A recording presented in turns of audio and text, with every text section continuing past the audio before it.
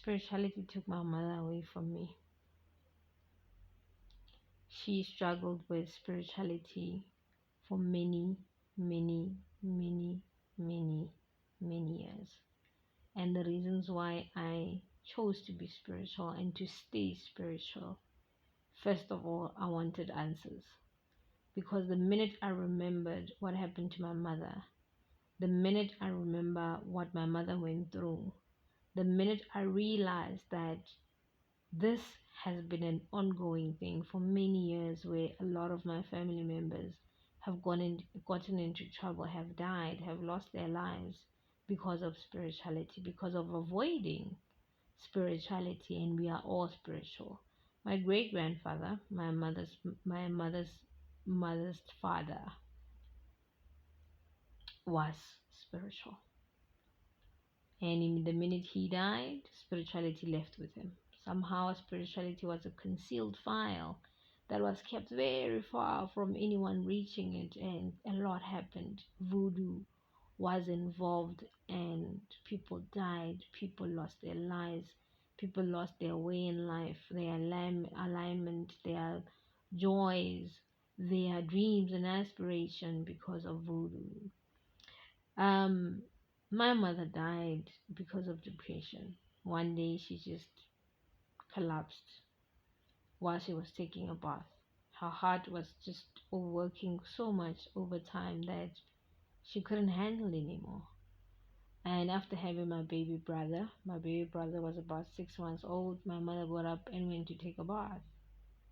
And that was the last time anyone saw her. Hours later, when they found her, she was lying on the floor in the bathroom. And it was just yesterday. It was just too late. And I became motherless from the age of 13 years old because of the confusion that spirituality caused in my family. My mother has been going through that for years. My grandmother, she still goes through it every day today. Currently, my mother's mother is 92 years old at this age, at this stage. And she is still struggling with spirituality each and every day. It's painful, but I can't do anything about it. There's only so much that I can do to help her. She ignored it. My mother ignored it. And then there was me. My grandmother wakes up in the middle of the night and she hears people calling her. She struggles from sleep paralysis. She struggles from speaking in her sleep and she can't move. She has been struggling with so many other things. Some I don't even want to go into detail about them. And I decided that that is not going to be me. I am not going to be a slave. I am not going to struggle with this for the rest of my life. I am going to confront this and I'm going to figure it out and I'm going to find out what needs to be done and I'm going to do it. I'm going to do things differently. I'm the third in my generation. My mother's mother, after my great grandfather. My great grandfather is a very big significant person in my journey and has always been a big significant ancestor in my journey. My grandmother's father on my maternal side. So spirituality has been a deep thing, has been a heavy thing, has been an elephant in my family. There's a lot to talk about. There's a lot of stories that I have. I will share each and everything, what I've gone through, what I've seen, and what I see every day, even today. And me being a mother, because I do have children now, I don't want my kids growing up without a mother like I did.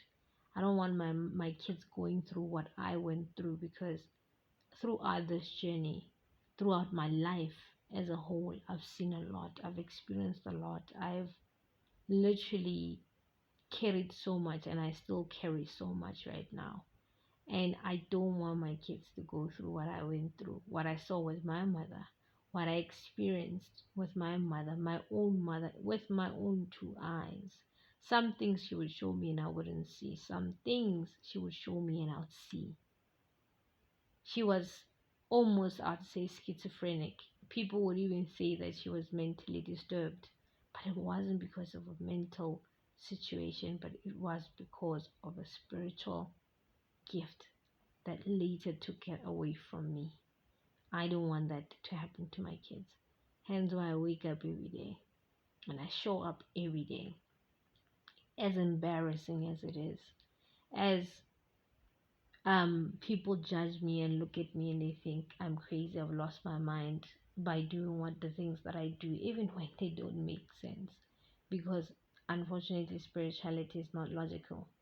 Unfortunately, spirituality is not what you think it will be. It will be what it's supposed to be, even when it doesn't make any sense. I do it for myself. I do it for my children. I do it for my mother. I do it for my grandmother.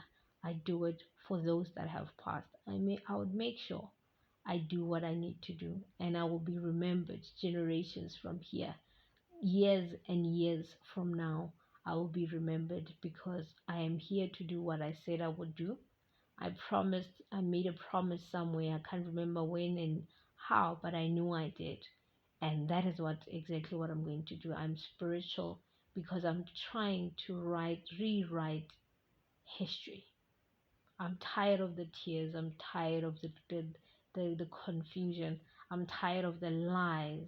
I'm tired of the files that have been kept away because we are here, what we have. My pain, losing my mother, is what drives me to do what I do because my life probably would have been different. I would have lived a different life if my mother was here and she had figured it out. It would have made it easier for me. Now I have to pay my debt. I have to pay her debt. And I need to pay my grandmother's debt. For me to find myself, for me to align with my gifts, I have to serve for me. I have to serve for them too. And I need to serve for those that have passed too. It's heavy. And that's exactly what happens to a lot of people. So always know your whys when you start the spiritual journey, because this is what you're going to need to keep you going. And me, why I became spiritual is because I needed to rewrite history. I needed to do it for my kids. I needed to do it for those that are going to come after my kids and after those ones and after those ones. I needed to do it for the lineage. So I'll see you on the next one. Love and light.